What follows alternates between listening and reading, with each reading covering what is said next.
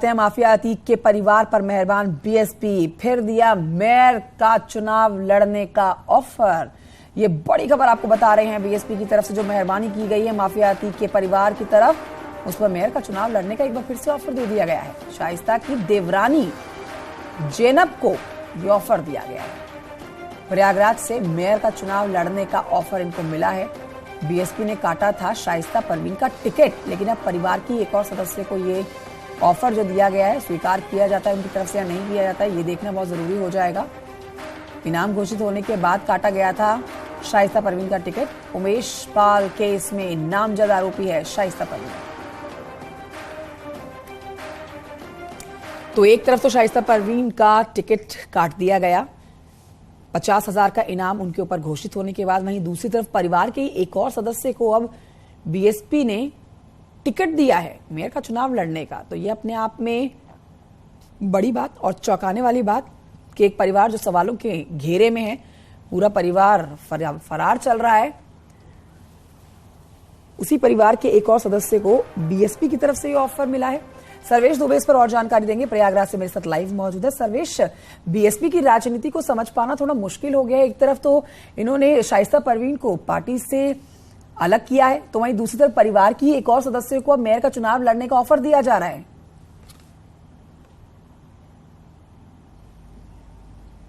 देखिए, बहुजन समाज पार्टी में 5 जनवरी 2023 को शाइस्ता परवीन ज्वाइन किया था उन्होंने, और उस वक्त मंच पर मौजूद नेताओं ने, बसपा के कोऑर्डिनेटर्स ने ये कहा था कि उन्हें निकाय चुनाव लड़ाया जाएगा और महापौर के लिए वो अपनी तैयारी शुरू कर सकती हैं।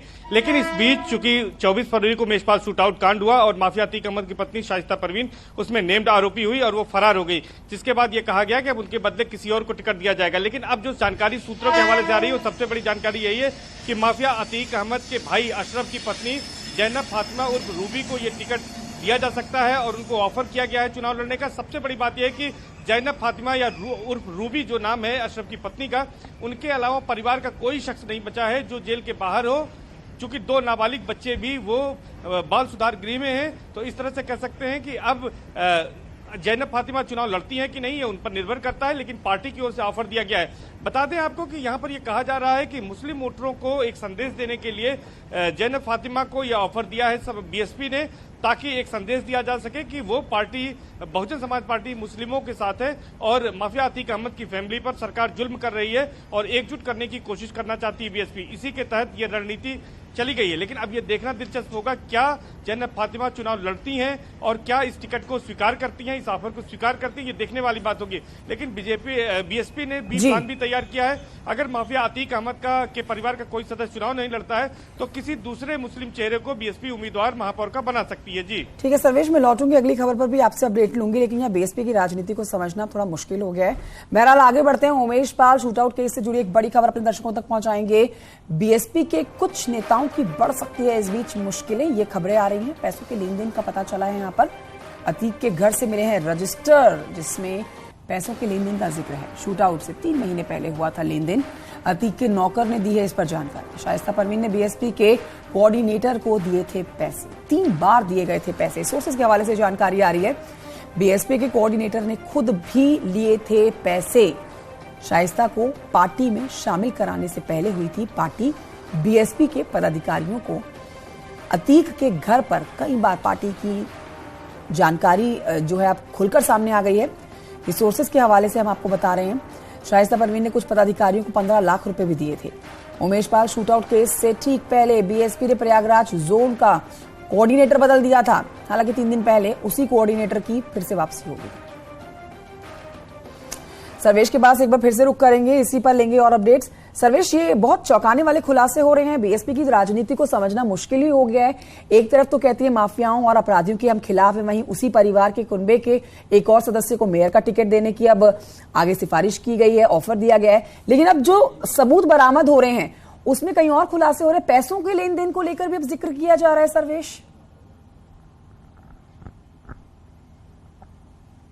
देखिए उमेश पाल शूटआउट के बाद 5 आरोपी पकड़े गए थे, जिनमें अतीक अहमद का ड्राइवर कैश अहमद और मुंशी राकेश था। उसकी निशानदेही पर माल की बरामदगी हुई थी और उन्हीं को पिछले मंगलवार को पुलिस ने 6 घंटे की कस्टडी में लिया था और अतीक अहमद के चकिया स्थित आवास से, पुश्तैनी आवास से, जहां पर एक कमरा बचा हुआ है, वहां से एक आईफोन और एक रजिस्टर बरामद किया गया था। उसी रजिस्टर में ये जानकारी मिली है कि बसपा के कुछ नेताओं के साथ लेन देन हुआ है और ये भी जानकारी मिली है नौकर द्वारा कि बसपा के कुछ नेताओं की शाइस्ता परवीन के घर पर पार्टी भी हुई थी और इसके साथ ही साथ जो ट्रांजैक्शन हुआ है वो करीब 15 लाख का बताया जा रहा है। ये बताया जा रहा है कि बसपा के किसी कोऑर्डिनेटर ने लिए हैं। तो पुलिस अब इस पूरे मामले को अपने जांच के दायरे में शामिल कर सकती है और उस लेन देन को लेकर भी बसपा नेताओं से पूछताछ हो सकती है। सबसे दिलचस्प बात यह है कि इस पूरे घटनाक्रम के बाद बीएसपी ने अपने कोऑर्डिनेटर को हटा दिया था, लेकिन 3 दिन पहले ही उसी कोऑर्डिनेटर की दोबारा बहाली हो गई है।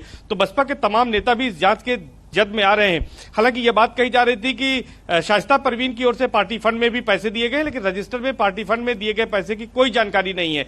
लेकिन फिलहाल जो बात अभी तक सामने आ रही है, सूत्रों के हवाले से करीब 15 लाख की किसी कोऑर्डिनेटर को दिए जाने की जानकारी है। अब पार्टी इस पर क्या निर्णय लेती है वो पार्टी तय करेगी, लेकिन पुलिस की जांच में यह मामला शामिल हो रहा है और पुलिस अब इस मामले में कुछ बसपा नेताओं से भी पूछताछ कर सकती है, जिस तरह से रजिस्टर में जानकारी मिली है। और गिरफ्तारी होना सबसे जरूरी है। फिलहाल की जानकारी के लिए आपका बहुत शुक्रिया।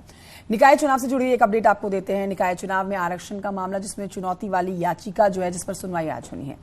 हाई कोर्ट लखनऊ बेंच में ये सुनवाई होनी है। आरक्षण अध्यादेश और पिछड़ा वर्ग आयोग की रिपोर्ट को चुनौती दी गई है। ओबीसी के राजनीतिक पिछड़ेपन का अध्ययन न करने का आरोप है। पुराने आंकड़ों को नए स्वरूप में पेश करने का आरोप है। आयोग की रिपोर्ट निरस्त करने की मांग की गई है। मुरादाबाद की ठाकुर द्वारा नगर पंचायत सीट के आरक्षण को लेकर दाखिल हुई है याचिका। तो ये चुनौती वाली याचिका, जिस पर आज सुनवाई होनी है। हाईकोर्ट लखनऊ बेंच में इस मामले पर होनी है सुनवाई का। अहम सुनवाई आप कह सकते हैं। निकाय चुनाव की तारीखों का ऐलान हो चुका है, नतीजे की तारीख का भी ऐलान हो चुका है, लेकिन उससे पहले आज की सुनवाई निकाय चुनाव में आरक्षण का ये मामला जो कोर्ट तक पहुंचा हुआ है, इस पर आज की सुनवाई काफी अहम मानी जा रही है। लखनऊ हाईकोर्ट लखनऊ बेंच में सुनवाई होगी आज।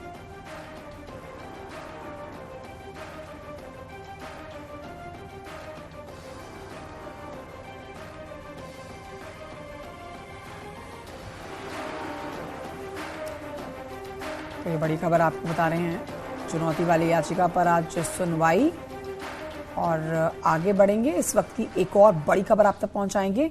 मैनपुरी में 2 कारें आपस में टकरा गई हैं। ये बड़ी खबर है, जिसमें 3 लोग घायल हुए हैं। इलाज के लिए अस्पताल में भर्ती कराए गए हैं तीनों लोग।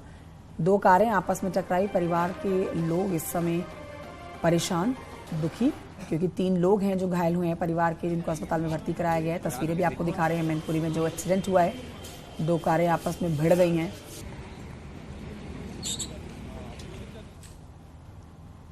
उधर चंदौली से खबर है, जहां पर चकरा में वन विभाग की जमीन से अतिक्रमण हटाने को लेकर हंगामा हो गया। भारी पुलिस फोर्स के साथ वन विभाग की टीम चकरा में अतिक्रमण हटाने के लिए पहुंची।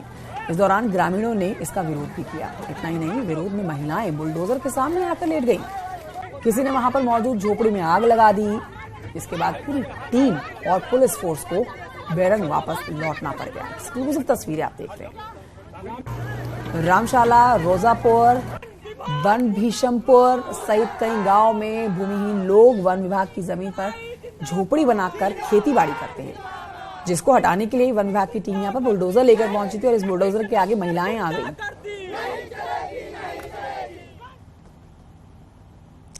इन्हीं खबरों के साथ एक छोटे से ब्रेक के लिए रुकना होगा। कहीं मत जाइए, जल्द लौट रहे हैं।